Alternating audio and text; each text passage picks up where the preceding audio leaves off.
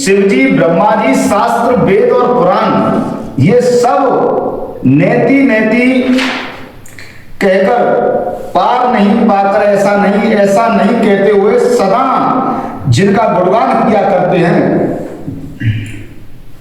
यद्यपि प्रभु श्री रामचंद्र जी की प्रभुता को सब ऐसी अखतनीय हुई ही जानते हैं, तथापि कहे बिना कोई नहीं रहा। इसमें वेद ने ऐसा कारण बताया है कि भजन का प्रभाव बहुत तरह से कहा गया है, अर्थात भगवान की महिमा का पूरा वर्णन तो कोई कर ही नहीं सकता, परंतु जिससे जितना बल पड़े उतना भगवान का गुणगान करना चाहिए, क्योंकि भगवान के गुणगान रूपी भजन का प्रभाव बहुत ही अनोखा है। उसका नाना प्रकार के शास्त्र में वर्णन है और थोड़ा सा भी भगवान का भजन मनुष्य को सहज ही भवसागर से तार देता है। जो परमेश्वर एक है, जिनके कोई अच्छा नहीं है, जिनका कोई रूप और नाम नहीं है, जो अजन्मा सच्चिदानंद और परम धाम है, जो सब में व्यापक एवं विश्व रूप है, उन्हीं भगवान ने दिव्य शरीर धारण करके नाना प्रकार की लीला की है। वह लीला केवल भक्तों के हित के लिए नहीं, हित के लिए ही है। वह लीला केवल भक्तों के हित के लिए ही है, क्योंकि भगवान परम कृपालु हैं और शरणागत के बड़े प्रेमी हैं। जिनकी भक्तों पर बड़ी ममता और कृपा है, जिन्होंने एक बार जिस पर कृपा कर दी उस पर फिर कभी क्रोध नहीं किया।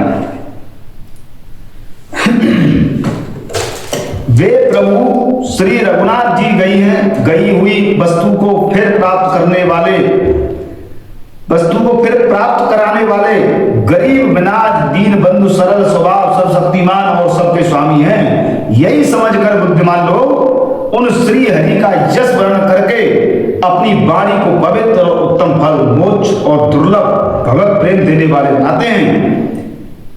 उसी बल से महिमा का यथार्थ वर्णन नहीं, परंतु महान फल देने वाला भजन समझकर भव कृपाल के वर पर ही श्री रामचंद्र जी के चरणों में सिर नवाकर श्री नवनाथ जी के गुणों की कथा कहूंगा। इसी विचार से वाल्मीकि, व्यास आदि मुनियों ने पहले हरि की कीर्ति गाई है और भाई उसी मार्ग पर चलना मेरे लिए सुगम होगा।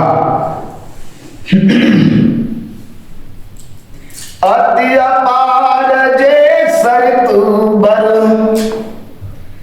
जौन सेतु कराई और चढ़ पिपली के ऊपर लघु बिन श्रम पार ही जाए। सिया रामचंद्र की जय। ऐ प्रकार बल मन ही दिखाई करहूं रघुपत कथा सुनाई और व्यास आदि कवि पुंगव नाना जिन सादर हरि सुजसु बखाना। जो अत्यंत बड़ी श्रेष्ठ नदियां हैं, यदि राजा उन पर पुल बंधा देता है तो अत्यंत छोटी चिड़िया भी उन पर चढ़कर बिना ही परिश्रम के पार चली जाती हैं। इसी प्रकार मुनियों के वर्णन के सहारे मैं भी श्री रामचंद्र जी का वर्णन सहज ही कर सकूंगा। इसी प्रकार मन को बल दिखलाकर मैं श्री रघुनाथ जी की सुहावनी कथा की रचना करूंगा।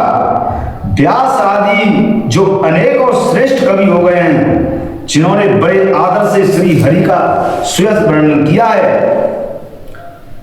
चरण कमल बंदउ तिन केरे और पूर्व सकल मनोरथ मेरे। कल के कवि न करहु प्रणामा जिन बरने रघुपति गुण ग्रामा। और जे प्राकृत कवि परम सयाने भाषा जिन हर चरित बखाने। भय जो होई आगे प्रणवम सबहि कपट सब त्यागे। मैं उन सब श्रेष्ठ कवियों के चरण कमलों में प्रणाम करता हूं। मेरे सब मनोरथों को पूरा करें। कलयुग के भी उन कवियों में प्रणाम करता हूं जिन्होंने श्री रघुनाथ जी के गुण समूह का वर्णन किया है। जो बड़े बुद्धिमान प्राकृतिक कवि हैं, जिन्होंने भाषा में हरि चरित्रों का वर्णन किया है। जो ऐसे कवि पहले हो चुके हैं, जो इस समय वर्तमान में हैं और जो आगे होंगे, मैं उन सबको मैं सारा कपट त्याग कर प्रणाम करता हूं। हो प्रसन्न देहु बरदानु और साधु समाज भरत सन्मानु।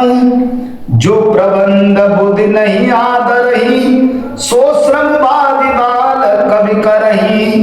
और कीरत भनति भूत बलि सोई सुरसि सम सब कहित होई। और राम सुकीरत बनति बदलेसा असमंजस समोयन देसा। आप सब प्रसन्न होकर यह वरदान दीजिए कि साधु समाज में मेरी कविता का सम्मान हो, क्योंकि बुद्धिमान लोग जिस कविता का आदर नहीं करते, मूर्ख कवि ही उसकी रचना का व्यर्थ परिश्रम करते हैं।